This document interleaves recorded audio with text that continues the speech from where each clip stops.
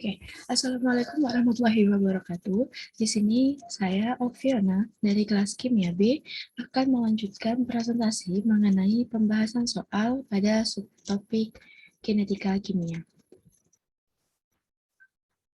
Kelompok kami akan membahas mengenai soal kinetika kimia pada buku Raymond Chang dari nomor 14.3 soal tipe B. Permasalahan yang pertama, yaitu apakah manfaat dari mengukur laju awal reaksi? Jawabannya,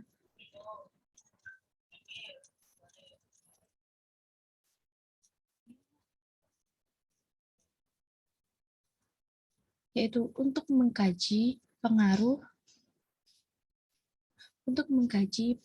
konsentrasi reaktan terhadap laju reaksi dan untuk menentukan hukum laju apabila suatu reaksi hanya melibatkan satu reaktan. Dalam kurung, laju awal reaksi sebagai fungsi konsentrasi reaktan. Pembahasan soal yang kedua, yaitu dapatkah Anda menyarankan dua reaksi yang sangat lambat sesuai dalam waktu berhari-hari atau lebih lama, dan dua reaksi yang sangat cepat selesai dalam waktu beberapa menit atau detik? Pada soal ini diberitahukan bahwasannya intinya sebutkan dua reaksi dari reaksi lambat dan reaksi cepat. Untuk reaksi lambat sendiri, ditemukan contohnya yaitu adanya pembentukan karat dan terjadinya proses fotosintesis, di mana membutuhkan waktu yang cukup lama dalam prosesnya.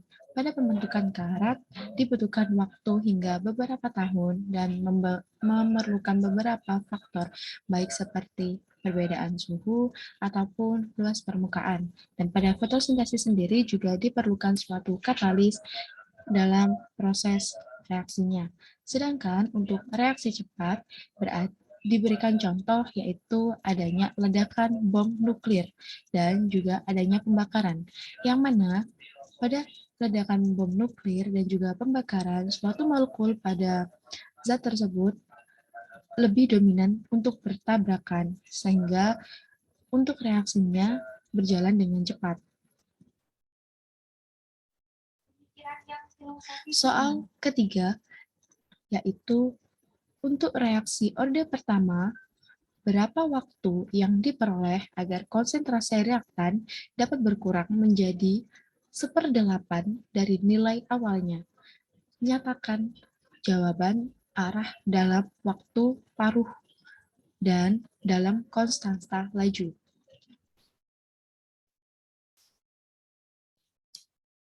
Maka didapatkan yaitu dengan cara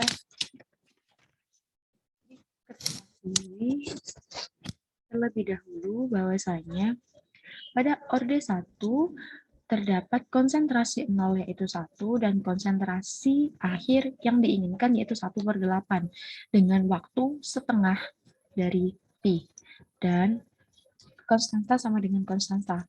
Pertanyaannya adalah berapa lama waktunya?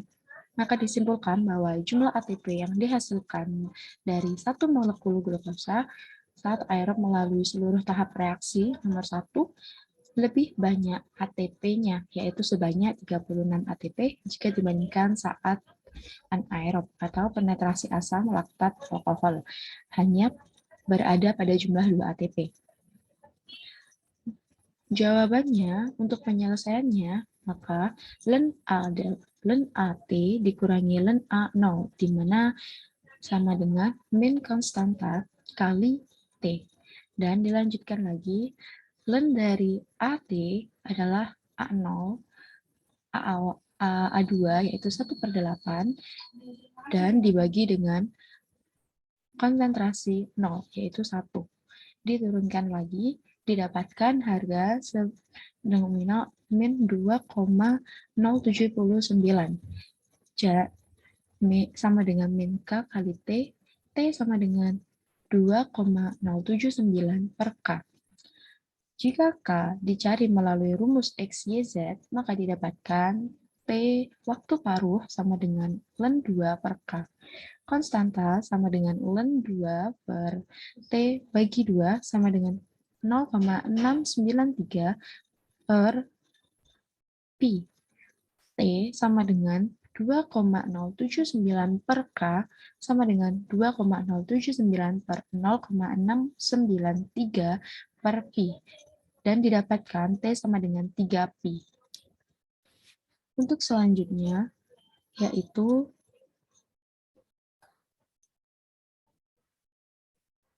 (14.21), di mana pada soal ditentukan definisikan waktu paruh reaksi.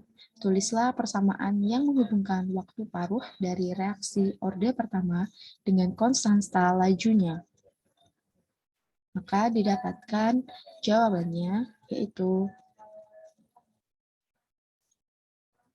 waktu paruh reaksi adalah waktu yang diperlukan agar konsentrasi reaktan turun menjadi setengah dari konsentrasi mula-mula atau orde 1. Bentuk dari persamaan yang menghubungkan waktu paruh reaksi orde pertama dengan konsentrasi laju yaitu dituliskan K sama dengan konsentrasi akhir dibagi dengan konsentrasi mula-mula sama dengan konstanta kali T. T sendiri waktu sama dengan 1 per K kali ln konsentrasi A angka 6 per konsentrasi A. Waktu paruh yang digunakan untuk mencari setengah konsentrasi, maka waktu T setengah sama dengan 1 per K ln konsentrasi A per konsentrasi A 0 per 2. Dan didapatkan T sama dengan setengah sama dengan 1 per K sama ln 2 sama dengan 0,692 per K. Berikut adalah rumus yang digunakan untuk menentukan waktu paruh dari reaksi. Waktu paruh orde 1 tidak pernah bergantung pada konsentrasi reaktan dan besarnya konstanta, melainkan didapatkan dari adanya percobaan.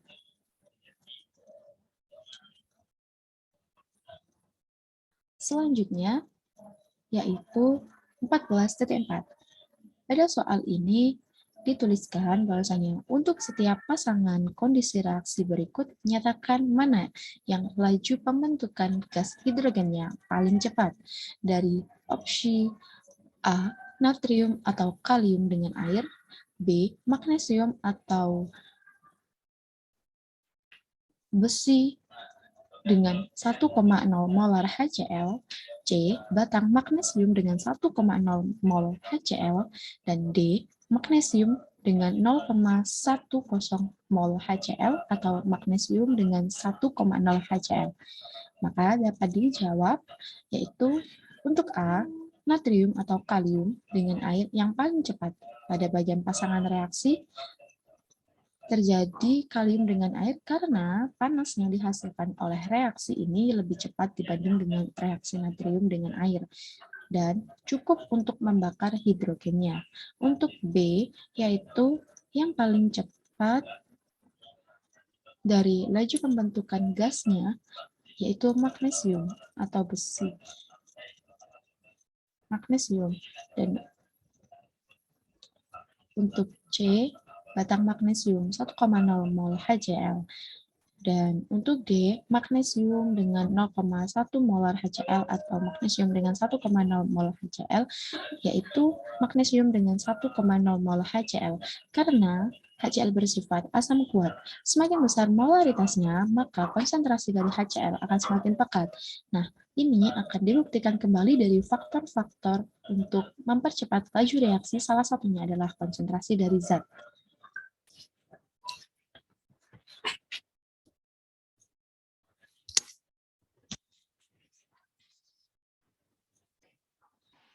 Untuk soal yang terakhir, nomor 5, yaitu dimulai dengan data pada tabel 14.1, dengan A ditentukan hukum laju untuk reaksi itu, B hitunglah konstanta laju, dan C. Hitunglah laju reaksi pada waktu ketika T2 sama dengan 0,010 molar dan ClO2 sama dengan 0,02 molar.